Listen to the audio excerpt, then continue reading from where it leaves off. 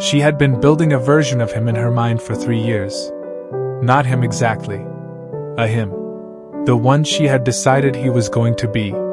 Loyal, honest, consistent, the kind of man who showed up the way he said he would.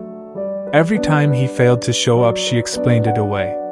He was busy, he was stressed, he was dealing with things she could not fully see. Every time the evidence contradicted the version she had built, she added a layer of interpretation that made the evidence fit. She was not stupid. She had a graduate degree, she ran a department of 40 people, she made clear-eyed decisions at work that people respected. But in this she was completely blind.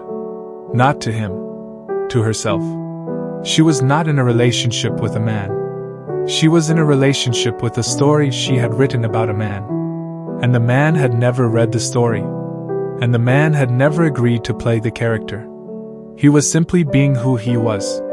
While she directed all her intelligence and emotional energy at preserving the version of him she had decided was real.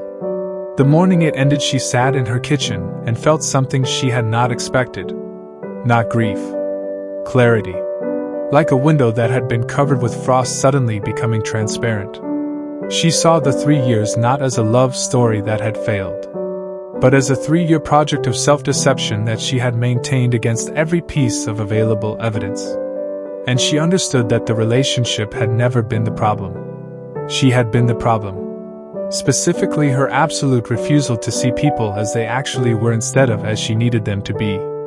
Her name is Sarah, and she is not unusual. She is the rule, not the exception. Because idealizing people is not a romantic weakness or a personality flaw.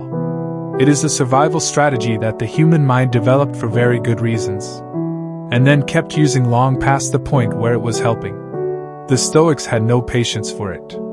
Not because they were harsh or unromantic or incapable of love and loyalty, but because they understood with devastating clarity that seeing people as they actually are is not cynicism. It is the foundation of every genuine relationship that has ever existed. And seeing people as you need them to be is not love. It is a prison you build for yourself, and then hand the other person the key without telling them. 7 lessons.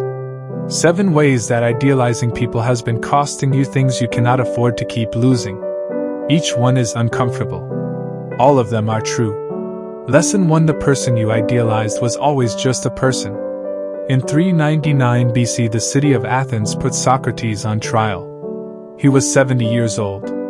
He had spent his adult life as the most celebrated philosopher in the ancient world. His students worshipped him. They had built a version of him in their minds that was almost superhuman. Supremely wise, immune to petty human concerns beyond the reach of fear or desire or the ordinary concerns of mortal life. And then Socrates stood trial. And his students watched something they had not prepared for. He was afraid. Not of death, which he discussed with remarkable philosophical composure, but of something more human than that. He was afraid of being misunderstood. The Apology, which Plato wrote as a record of his defense, contains moments of unmistakable vulnerability. A man desperate for the jury to understand what he had been doing with his life. A man who wanted to be seen correctly. A man who had human needs for recognition and understanding that his students had never quite allowed him to have because they had decided he was beyond all that. Plato, who idealized Socrates more than anyone, did something remarkable in his writing. He included those moments. He let Socrates be human. And what Plato seemed to understand even in his grief and admiration was that the real Socrates, the actual man who walked the streets of Athens and asked uncomfortable questions and occasionally got them wrong and had moments of doubt and needed people to understand him, was more interesting and more genuinely admirable than the idealized version his students had constructed. Because the idealized version had not actually accomplished anything. A perfect being who transcends human weakness is not inspiring. It is irrelevant. It lives in a category you cannot enter. The real Socrates, who was afraid and uncertain and still chose to stand by what he believed even when it cost him his life. That man is an invitation. That man says, this is possible for you too because I was only human. When you idealize someone, you remove them from the category of human achievement. You put them in the category of divine exception. And in doing so you rob yourself of the most useful thing they had to offer. The proof that an ordinary person in ordinary human conditions can choose extraordinarily. Marcus Aurelius wrote about this in a passage that surprises people who come to the Meditations expecting philosophical abstraction. He wrote about the great men who came before him with admiration and then immediately reminded himself that they were gone. That their greatness had not made them permanent. That they had been human. And that the humanity was the point, not the exception to it. See the people you admire as human, completely and without qualification. Not to diminish them. To make their example actually available to you. Lesson 2. What you call loyalty is sometimes just fear of being wrong. In 1957, a young senator from Massachusetts had a decision to make. He had spent months researching the history of American politicians who had stood on principle against popular opinion and paid the price. He had written a book about it called Profiles in Courage. It had won the Pulitzer Prize. It had made him famous as a man who understood and celebrated moral courage. And then the vote came. A civil rights vote. A vote that his constituents opposed. A vote that his political future in Massachusetts was contingent on opposing. And John F. Kennedy, who had just written a celebrated book about the courage to do the right thing regardless of political consequence, voted with his constituents. He voted against the civil rights measure. People who admired him were devastated. Not because they expected perfection. Because they had built a version of him that was the embodiment of what he had written. They had confused the book with a man. The man was a politician navigating the real constraints of political survival in a specific time and place. The book was a celebration of people who had done what he himself had not yet been tested on. The idealization had been sincere. And it had been wrong. Because the people who idealized Kennedy as the embodiment of political courage had not asked the most basic question available. Has he been tested yet? Do I actually know what he will do when the cost is real? The Stoics were precise about this distinction. They separated what people said from what people did. What people did in easy conditions from what people did when conditions were hard. What people claimed to be from what they demonstrated themselves to be under pressure. Epictetus told his students that the way to know a person was not to listen to their philosophy but to watch their choices. Not their choices when the choices cost nothing. Their choices when the choices cost something real. The person you have idealized. Have you watched their costly choices? Or have you built your image of them from their pleasant ones? Most idealization is built from the pleasant choices. The moments when being good costs nothing. The moments when the admirable thing and the self-interested thing happen to coincide. Those moments are data. But they are not the most revealing data. The most revealing data comes from the moments when they are afraid and tired and cornered and the self-interested thing and the admirable thing point in different directions. Has your idealized person been in that moment yet? And if they have, what did they do? Answer that question honestly. And your idealization either survives contact with reality, or it does not. But either way you will be seeing a person, not a projection. And that is where actual relationship becomes possible. Lesson 3. People show you who they are constantly, you just keep looking away. There was a Roman senator in the 1st century named Gaius who had a friend. The friend had borrowed money and not returned it. The friend had made promises and not kept them. The friend had been absent when Gaius needed support, and present only when the friend needed something in return. And Gaius kept lending him money. Kept believing the promises. Kept showing up for the friendship that was not a friendship. His advisor, who was a student of Stoic philosophy, finally said something to him that Gaius recorded in a letter that survived. The advisor said, "The man has told you who he is at least 15 times. When will you begin to listen?" That question is the whole of this lesson. People tell you who they are constantly. Not always in words. In the choices they make when the choices cost them something. In the way they treat people who cannot help them. In what they do with their time when they have freedom to choose. In whether their actions over time trend toward the person they claim to be or away from it. The information is always there. But idealization requires ignoring it. Requires explaining it away. requires adding layers of interpretation that transform evidence of who someone is into evidence of circumstances that prevented them from being who you decided they are. She is going through a difficult time. He has been under so much pressure lately. They are not usually like this. They have potential they have not fully expressed yet. These are the stories we tell. And some of them are sometimes true. But when the same story is required 6 months in a row to explain the same behavior, the story is no longer explaining an exception. The story is explaining the person. And the person is trying to tell you who they are. And you keep choosing not to hear it. Marcus Aurelius had a practice of what he called accurate seeing. He would look at situations and people and strip away the interpretive layer that his preferences and fears and needs had placed over them. He would ask what is actually here. Not what do I want to be here. Not what would be most convenient to be here. What is actually here? And then he would respond to what was actually there, not to what he wished were there. That practice is one of the most uncomfortable disciplines in the Stoic tradition, because accurate seeing sometimes shows you things you would rather not see.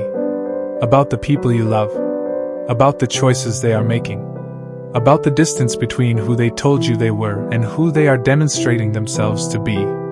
But the discomfort of seeing clearly is always less costly than the damage of sustained blindness. Sarah in her kitchen that morning was experiencing the clearing. 3 years of looking away. And then 1 morning of seeing. The seeing hurt.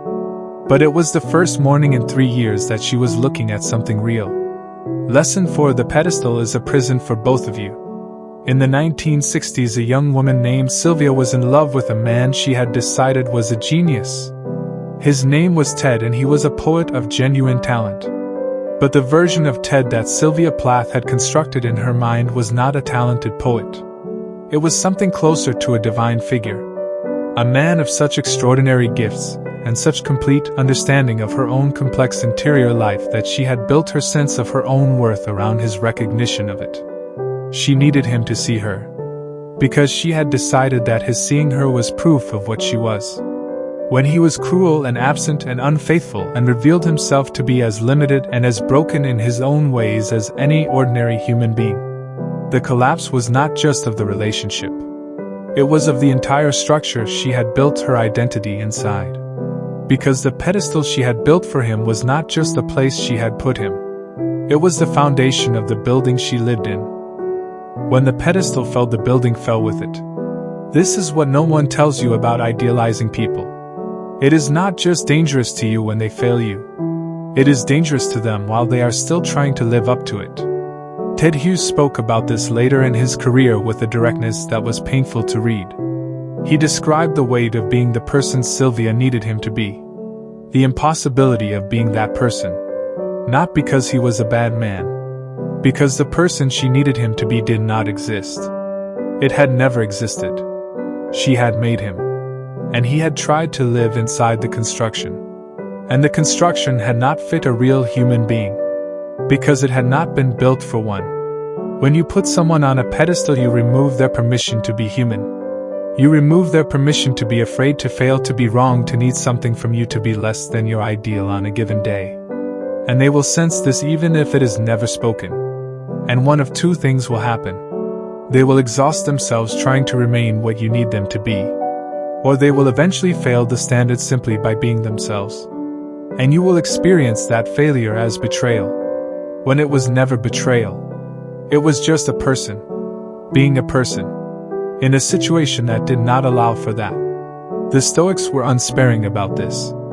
Epictetus said that the person who ties their peace to another person's perfection has tied themselves to a condition that will never be permanently met. Because no person is permanently perfect. And so the peace will never be permanent. Remove the pedestal. Not the person. The pedestal. Let them be human. And discover what is actually there when you stop requiring them to be more than that. You may find it is less than what you imagined. You may find it is something better.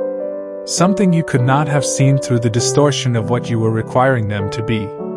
Lesson 5: Idealizing people is usually a way of avoiding yourself. In the early 20th century, a young man from Austria arrived in Vienna determined to study art. He applied to the Academy of Fine Arts twice, He was rejected twice. The rejection devastated him. Not just practically, existentially. Because he had decided that his destiny was to be an artist, and the rejection felt like a verdict on who he was, not just what he had produced. And in the years that followed, rather than examining himself honestly, rather than asking what the rejection was telling him about the gap between his current abilities and his aspirations, he began looking outward for explanations. He began building versions of people who could be blamed for what had not happened for him. He built idealized versions of a past he had not personally experienced, and distorted versions of present people who he decided were responsible for his situation. His name was Adolf Hitler, and the tragedy of his life before it became the catastrophe of the century was this. He was a person who could not look at himself honestly, could not face the gap between who he was and who he wanted to be, could not tolerate the ordinary human experience of failing and revising and trying again. And so he turned outward. He found a story in which others were responsible for everything he was not. And he made that story into one of the most destructive forces the world has ever seen. This is an extreme example, the most extreme available. But the mechanism it illustrates is entirely ordinary. Because most people who idealize others and most people who demonize others are doing the same thing. They are looking outward to avoid looking inward. They are managing the discomfort of an honest self-examination by organizing their attention around someone else. The idealization is the pleasant version of this. It says this person is so extraordinary that understanding them fully is the most important project available. And while you are busy understanding them fully, you do not have to ask the uncomfortable questions about yourself. What am I actually good at, and what am I not? Where have I been the problem in situations I blamed on others? What am I afraid of that I have been converting into a story about what other people are failing to give me? What version of myself am I protecting from examination by keeping my attention on someone else? These questions are not comfortable, but they are the questions that produce an actual life. Seneca wrote about this with his characteristic directness. Examine yourself, he told Lucilius, before you examine anyone else. Before you form a judgment about another person, ask whether you have formed an honest judgment about yourself. Because the person who has examined themselves honestly will find that they have less time and energy for the idealization of others. They are too busy with the real project. The ongoing, demanding, never-finished work of becoming who they actually want to be. Lesson 6: Accurate expectations are not cynicism, they are freedom. In 121 AD, the Roman Emperor Hadrian made a decision that puzzled the people around him. He was at the height of his power. He had consolidated an empire that stretched from Britain to Mesopotamia. He could have continued expanding in the tradition of every Roman emperor before him. Instead, he drew borders. Literal physical borders. Hadrian's wall in Britain is still standing. He was not retreating from weakness. He was operating from accurate assessment. He had looked at the empire's actual capacity and asked not how far can we reach in a moment of maximum ambition, but how far can we sustainably hold. He had separated what was possible in a burst of effort from what was possible across decades of consistent management. And he had built to the sustainable line, not to the aspirational one. His advisors thought he was being pessimistic. History decided he was being wise, because the borders he drew held for generations, while the overextensions of more ambitious emperors collapsed under their own weight. This is what accurate expectation actually is. Not the decision to want less than you are capable of. The decision to align your commitments with what can actually be sustained rather than what sounds best in the moment of maximum enthusiasm. The same principle applies directly to how you see people. The person who idealized their partner and then experienced the collapse of the idealization does not need lower standards. They need accurate ones. Standards that match what an actual human being is capable of consistently delivering. Not what a perfect version of that person would deliver on their best day. What this specific human being, with this specific history and these specific limitations, and this specific capacity for growth, is actually capable of. The Stoic practice here is ruthlessly practical. You ask not what do I want this person to be, but what have they shown me they are capable of consistently. Not their ceiling. Their floor. Their consistent demonstrated behavior across time and varying conditions. And then you decide whether what they consistently are is something you can build a real relationship around. Not a fantasized relationship. A real one. Between two actual people, neither of whom is the idealized version. Marcus Aurelius expected the people around him to be difficult. Not because he had contempt for humanity. Because he had studied it honestly, and he knew that difficult is what human beings often are. And by expecting it, he was never ambushed by it. The difficult behavior arrived, and he was already prepared. He had already decided how a person of his values would respond. He had not been blindsided by the revelation that the person was human. He already knew they were human. He had built his relationship with them on that foundation. And foundations built on accurate ground do not collapse when it rains. Lesson 7: The day you see clearly, everything becomes possible. In 1955, a woman named Rosa sat in a bus in Montgomery, Alabama, and refused to move. What most people do not know about that moment is that Rosa Parks was not acting on impulse. She was not acting from a spontaneous explosion of exhaustion with injustice. She had spent years in deliberate preparation. She had attended the Highlander Folk School in Tennessee. She had studied the philosophy and strategy of nonviolent resistance. She had read deeply about Gandhi's campaigns in India. She had examined herself honestly about what she was afraid of, and what she was capable of, and what she was willing to risk. She had looked at the people around her with clear eyes and seen not only their failures and their complicity, but also their latent capacity for something better. She had looked at the people in power with clear eyes and seen not invincible authority, but a system that depended on her cooperation. And when she saw that clearly, when she stripped away every layer of idealization and fear and resigned acceptance that had accumulated over decades of living inside that system, she saw that the system was not permanent. It was only as permanent as the people inside it allowed it to be. That clarity did not make the action safe. She was arrested. She was fired from her job. She received death threats for years afterward. But the action was possible. Because she was operating from clear sight. Not from the idealized vision of a world that would automatically recognize and reward her courage. Not from the idealized version of the people around her who she hoped would rally to her side. From accurate, clear, honest seeing of what was actually there. And what was actually there when you looked at it without the distortion of either fear or false hope, was a situation that one person choosing to see it clearly could change. This is the final lesson. And it is the one that contains the whole promise of everything that comes before it. Seeing people as they actually are. Removing the idealization. Removing the projection. Removing the story you have been telling yourself about who they are and who you need them to be. That seeing is not the end of relationship. It is the beginning of actual relationship. The relationship between two real people. Neither of whom is a construction.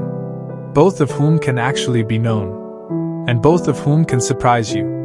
Not by being what you required, but by being something you could not have anticipated.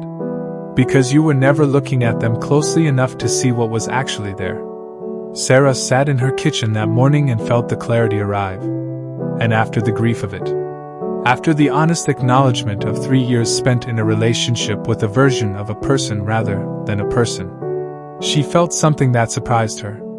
Relief. The weight of maintaining the story had been enormous.